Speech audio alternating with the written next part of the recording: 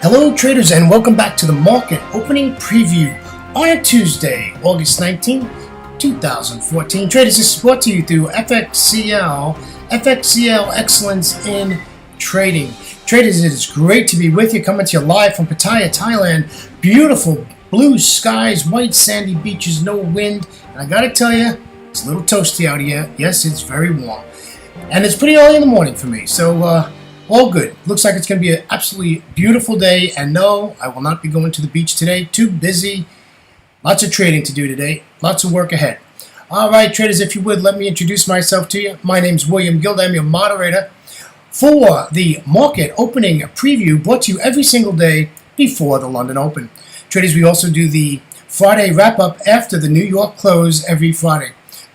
Traders, I started trading in 2006. In 2008, traders, I retired from a wonderful career in the fire rescue department out of the great state of Florida. Traders, 9 days later, got on an airplane, came to Thailand for a 3-month vacation to celebrate my great career. Traders, 2014, I'm still here. I just love what I do. I love trading Forex. I trade Forex every single day. The nice thing about being in Asia is I can trade all 3 time zones and still get a good night's sleep. Absolutely beautiful. All right, traders, let's get the risk disclaimer out of the way. Forex trading has a large potential rewards, but also a large potential of risk.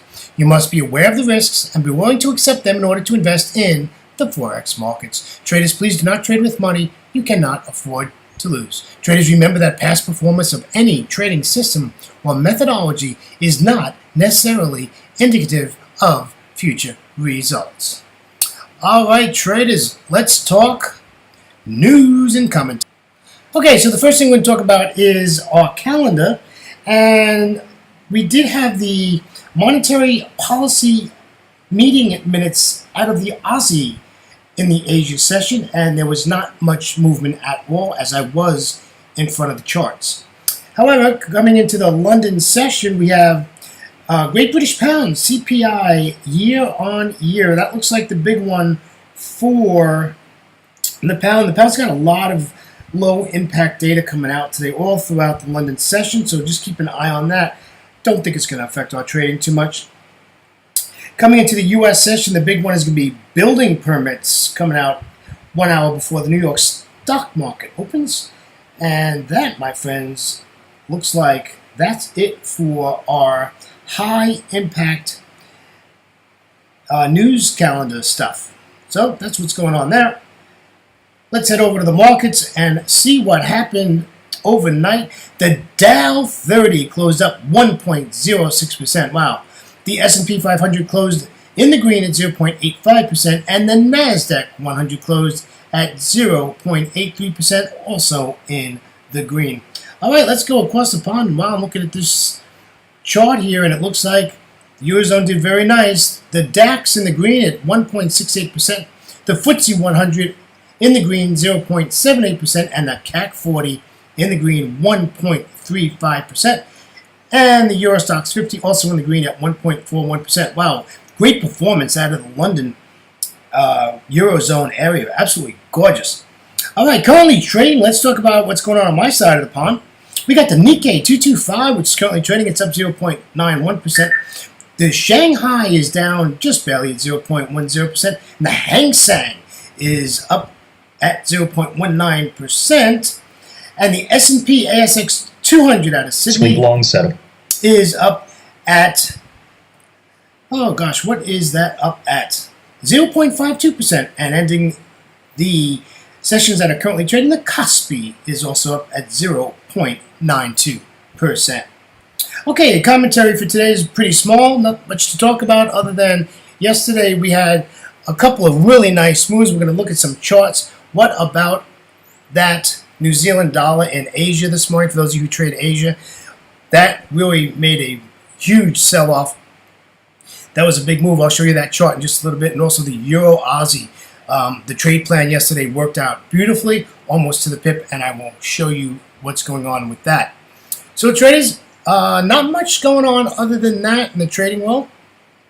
I see we don't have anybody speaking on the mics today, so that's a good thing. So why don't we head over to the 60-minute charts, the 1 hour charts, and of course we always start with the euro dollar.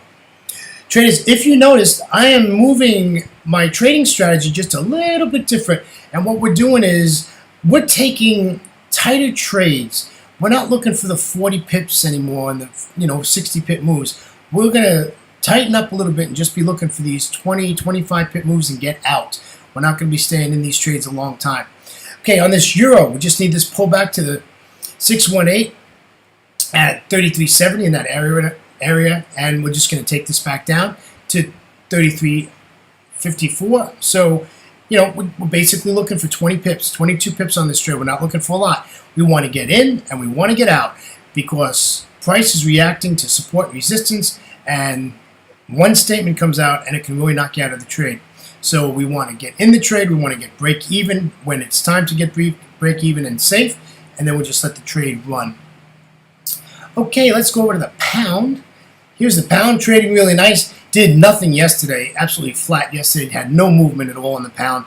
And traders, I expect this to continue to the downside, and I do expect this to close the gap. And that's what I'm looking for. Looking to get in at 67.20 area, and we want to take this down to 66.87. So looking over, pretty much about 35 pips in this trade if we can get a nice bearish candlestick formation at the London Open. And that's what we're looking for there. All right, let's go to another pair that's absolutely done nothing except drive me crazy. And that is the Aussie dollar, another 60-minute chart. Traders, it has just been sideways, and, if it stays above the 200, we get a signal that we can enter. We sure can't enter here. We're at resistance, right? Or if we can get a short below the 200 exponential moving average at 0.9306, so 9,300, I would wait for that to clear that, and then we can take that down. So that 92, 97 looks like a really nice spot to take the short, and you'd have to, do an analysis and a trade plan at that point. This is just sideways, nothing's going on, and there's nothing we can do with the Aussie. Okay, let's take a look at this Euro Aussie 60-minute chart. What a nice sell-off we had yesterday. Right from the 200 exponential moving average, sold off quite nicely. The problem now is, not that it's a problem, but we are at support. So we need this to pull back to the 1.4352 area, and we're going to take this all the way down to 42.60. So I think this can do this, and this is like an 80 pip trade here. I think this really can work out. I don't see any good data, any good news coming out of the Eurozone. So as we keep getting bad numbers and the situation over there is not improving, I think we can expect the dollar strength to hold up, and we're just going to keep taking this short, my friends. All right, let's go over to the Euro Yen, another pair that is not doing anything. Absolutely flat again yesterday, not a lot of movement here. Really don't have any direction. We were bearish in this pair for such a long time. I'm still bearish in this pair. However, it gives me a trade to go long. I'll go long, but right at the moment, I'm bearish in this, so I'm really hoping this breaks down below this 200 exponential moving average at 136.96, and we could take this short, and we're looking about 136.71 to take this down. If you look left of the chart, you'll see that's where previous support is, and that's what we're looking to do. We just take it down to there and get the heck out. So we're looking like 28 pips or something like that, and then we're going to hit it out of there. But it's got to do something, and it has not done nothing since Thursday of last week. All right, let's take a look at this New Zealand. Look at this, huh? Look at this sell-off in Asia today. I am suspecting that this came out because of the Aussie minutes release.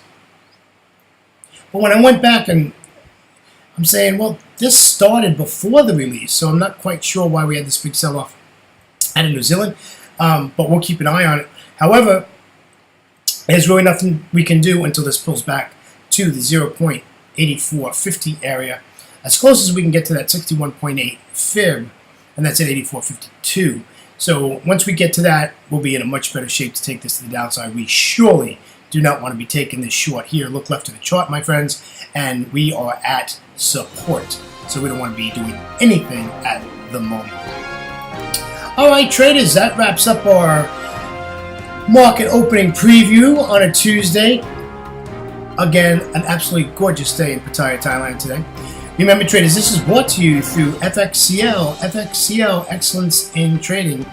And on behalf of them and myself, William Gilday, I wish you a great trading day and grab those profits. Traders, remember to trade smart and not hard. Take care, traders. See you tomorrow before the London Open. Bye-bye now.